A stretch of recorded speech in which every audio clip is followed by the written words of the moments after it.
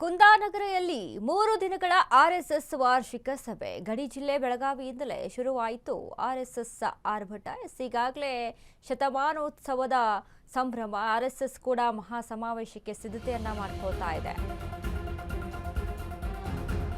ಕುಂದಾನಗರಿಯಿಂದಲೇ RSS ವಾರ್ಷಿಕ ಸಭೆ ಆರಂಭ. 3 ದಿನಗಳ ಕಾಲ ಗಡಿ ಜಿಲ್ಲೆ ಬೆಳಗಾವಿಯಿಂದಲೇ ಶುರುವಾಯಿತು ಆರ್ಎಸ್ಎಸ್ ಆರ್ಭಟ. ಶತಮಾನೋತ್ಸವದ ಆರ್ಎಸ್ಎಸ್ ಮಹಾ ಸಮಾವೇಶಕ್ಕೆ ಸಿದ್ಧತೆ. ಬೆಳಗಾವಿಯಲ್ಲಿ ಆರ್ಎಸ್ಎಸ್ ಭವಿಷ್ಯದ ರೂಪುರೇಷೆ ಬಗ್ಗೆ ಚರ್ಚೆ.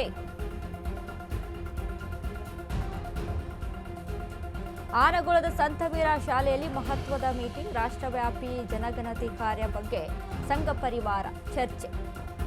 ಇಂದಿನಿಂದ ಅಖಿಲ ಭಾರತೀಯ ಪ್ರಾಂತ ಪ್ರಚಾರಕ್ ಬೈಠಕ್.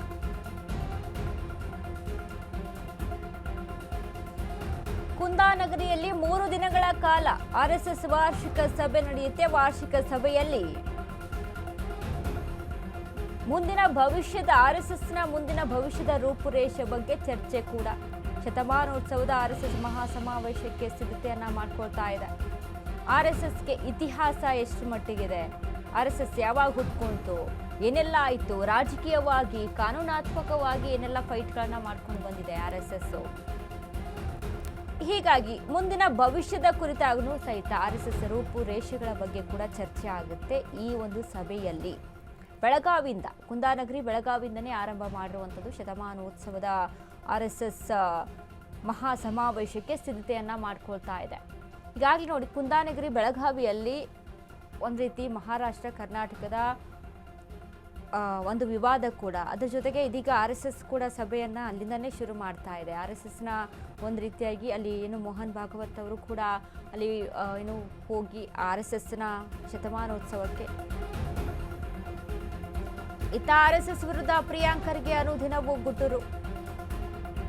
ಸಂಘ ಪರಿವಾರಕ್ಕೆ ಕ್ರೆಡಿಟ್ ಸವಾಲ್ ಹಾಕಿದ ಪ್ರಿಯಾಂಕ್ ಖರ್ಗೆ. ರಾಮ ಮಂದಿರದ ಸುಪ್ರೀಂ ಆದೇಶಕ್ಕೆ ಆರ್ಎಸ್ಎಸ್ ಕ್ರೆಡಿಟ್ ಪಡಿತು. ಶಂಕು ಸ್ಥಾಪನೆಗೂ ಕ್ರೆಡಿಟ್, ಪ್ರಾಣ ಪ್ರತಿಷ್ಠಾಪನೆಗೂ ಕ್ರೆಡಿಟ್. ಆರ್ಎಸ್ಎಸ್ನವರೇ, ನೀವು ಧ್ವಜಾರೋಹಣಕ್ಕೆ ಕ್ರೆಡಿಟ್ ತಗೊಂಡ್ರಿ, ಈಗ ರಾಮ ಮಂದಿರ ಕಳ್ಳತನದ ಕ್ರೆಡಿಟ್ ಕೂಡ ತಗೊಳ್ಳಿ. ಕಳ್ಳತನಕ್ಕೂ ಕ್ರೆಡಿಟ್ ತಗೊಳ್ರಿ. ಆರ್ಎಸ್ಎಸ್ಗೆ ಪ್ರಿಯಾಂಕ್ ಸವಾಲನ್ನ ಹಾಕಿದ್ದಾರೆ. ಪ್ರಿಯಾಂಕ್ ಖರ್ಗೆ ಎಲ್ಲರೂ ವಿಎಚ್ಪಿ ಅವರು ಅಲ್ವಾ, ವಿಎಚ್ಪಿ ಹುಟ್ಟಾಕಿದ್ದೇ ಗೋಳ್ವಾಲ್ಕರ್ ಯಾರು? ನಿಮ್ಮ ಆರ್ಎಸ್ಎಸ್ನ ಲೀಡರ್ ಅಲ್ವಾ? ಈ ಕ್ರೆಡಿಟ್ ಅನ್ನ ತಗೊಳ್ಳಿ ಎಂದ ಎಐಸಿಸಿ ಪುತ್ರ ಪ್ರಿಯಾಂಕ್ ಖರ್ಗೆ. ಆರ್ಎಸ್ಎಸ್ ವಿರುದ್ಧ ಪ್ರಿಯಾಂಕ್ ಖರ್ಗೆ ದಿನವೂ ಕಿಡಿಯನ್ನ ಕಾರ್ತಾ ಇದ್ದಾರೆ ಆರ್ಎಸ್ಎಸ್ ವಿರುದ್ಧವಾಗಿ.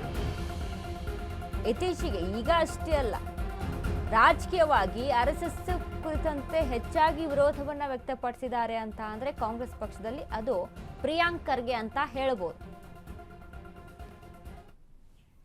ಆರ್ಎಸ್ಎಸ್ ಅವ್ರು ಏನೇನ್ ಮಾಡ್ತಾರೆ ಮಾಡ್ಕೊಳ್ಳಿ, ಅದಕ್ಕೇನು ತೊಂದರೆ ಇಲ್ಲ. ನಾವೇನ್ ಹೇಳ್ತಾ ಇರೋದು, ಟ್ರಾನ್ಸ್ಪರೆನ್ಸಿ ತಗೊಂಡ್ ಬನ್ನಿ. ನೀವು ಎಲ್ಲದಕ್ಕೂ ಕ್ರೆಡಿಟ್ ತಗೊಂಡ್ರಲ್ಲ, ಸುಪ್ರೀಂ ಕೋರ್ಟ್ ಆದೇಶಕ್ಕೆ ಕ್ರೆಡಿಟ್ ತಗೊಂಡ್ರಿ, ಶಂಕುಸ್ಥಾಪನೆ ಕ್ರೆಡಿಟ್ ತಗೊಂಡ್ರಿ, ಪ್ರಾಣ ಪ್ರತಿಷ್ಠಾಪನೆ ಕ್ರೆಡಿಟ್ ತಗೊಂಡ್ರಿ, ನೀವು ಧ್ವಜಾರೋಹಣಗೆ ಕ್ರೆಡಿಟ್ ತಗೊಂಡ್ರಿ, ಕಳ್ತನಕ್ಕೂ ಕ್ರೆಡಿಟ್ ತಗೊಳ್ಳಿ. ನಿಮ್ಮವರೇ ಅಲ್ವಾ ಇದ್ದಿದ್ದಲ್ಲಿ. ನಿಮ್ಮ ಚಂಪಕ್ ರಾಯ್ ಅಂಡ್ ಕಂಪನಿ ಎಲ್ಲರೂ ವಿಎಚ್ಪಿ ಇದವರಲ್ವಾ, ಅಧಿಕೃತ ಆಫೀಸ್ ಬೇರರ್ಸ್ ಅವರು, ಪದಾಧಿಕಾರಿಗಳವರು. ವಿಎಚ್ಪಿ ಹುಟ್ಟಾಕಿದ್ ಯಾರು? ಗೋವಾಲ್ಕರ್ ಅವರು ಯಾರು? ನಿಮ್ಮ ಲೀಡ್ರೇ ಅಲ್ವಾ, ಆರ್ಎಸ್ಎಸ್ ಲೀಡ್ರೇ ಅಲ್ವಾ? Take credit for this also. ಬಹಿರಂಗವಾಗಿ ಬಂದು ಸುಮ್ಮನೆ ನಿಮ್ಮ ಯಾವುದೋ ಒಂದು ಚಾನೆಲ್ನಲ್ಲಿ ಹೇಳ್ಬಿಟ್ಟು ಸೋಷಿಯಲ್ ಮೀಡಿಯಾನಲ್ಲಿ ಬಿಡೋದಲ್ಲ. ಏನಾಗಿದೆ, ಹೇಗಾಗಿದೆ, ನಿಮಗೆ ಎಷ್ಟು ಪಾಲು ಬಂದಿದೆ, ಬೇರೆಯವ್ರಿಗೆ ಎಷ್ಟು ಕೊಟ್ಟಿದ್ದೀರಾ, ಭಕ್ತಾದಿಗಳಿಗೇನು ನೋವಾಗಿದೆ, ಅದನ್ನು ಹೇಗೆ ನಿವಾರಣೆ ಮಾಡ್ತೀರಾ ಹೇಳಬೇಕಲ್ಲ. ಎಲ್ಲದಕ್ಕೂ ಕ್ರೆಡಿಟ್ ತಗೊಳೋರು ಕಳ್ತನ ಆದಾಗ ಯಾಕೆ ಸುಮ್ಮನಿದ್ದೀರಾ? ಅವರು ಏನಾದರೂ ಮಾಡ್ಕೊಳ್ಳಿ resolution, that is none of my business. ಅವ್ರು ಖಾಸಗಿಯಾಗಿ ಮಾಡ್ಕೊತಾ ಇದ್ದಾರೆ, ನನ್ ಆಫ್ ಮೈ ಬಿಸ್ನೆಸ್. ಆದರೆ ಪಬ್ಲಿಕ್ಲಿ ಅಕ್ನಾಲೇಜ್ಡ್ ನಿಮ್ಮಿಂದ ಆಗಿರೋದು ಅಂತ ನೀವು ಹೇಳಿದ್ರಲ್ಲ, ಇದ್ರ ಬಗ್ಗೆ ಸ್ಪಷ್ಟೀಕರಣ ಕೊಡಿ. ಯಾರ್ಯಾರು ಎಷ್ಟು ತಿಂದಿದ್ದೀರಾ ಅಂತ. ಏನು ಗ್ಯಾರಂಟಿ ಸರ್ ಇವ್ರಿಗೆ ಡೊನೇಷನ್ ಹೋಗಿಲ್ಲ ಅಂತ? ರಿಜಿಸ್ಟರೇ ಇಲ್ಲ ಅಲ್ಲ ಇವರು. ರಿಜಿಸ್ಟ್ರೇಷನ್ ಇಲ್ಲ ಅಂದಾಗ ಎಷ್ಟು ಕ್ಯಾಶ್ ತಗೊಂಡಿದ್ದಾರೆ ದಕ್ಷಿಣ ಹೆಸರಲ್ಲಿ? ಅವರೇ ಅಧಿಕೃತವಾಗಿ ಹೇಳ್ತಾರಲ್ಲ, ನಾವು ಯಾವುದಕ್ಕೂ ಇಲ್ಲ, ದಕ್ಷಿಣ ಮೇಲೆ ಡಿಪೆಂಡು ಅಂತ. ಯಾರ್ಯಾರು ಕೊಟ್ಟಿದ್ದಾರೆ, ಎಷ್ಟು ಕೊಟ್ಟಿದ್ದಾರೆ, ಇದರಿಂದ ಎಷ್ಟು ಬಂದಿದೆ ಹೇಳಿ ಅವರು. RSS ಅವ್ರು ಏನೇನು ಮಾಡ್ತಾರೆ ಮಾಡ್ಕೊಳ್ಳಿ, ಅದಕ್ಕೇನು ತೊಂದರೆ ಇಲ್ಲ.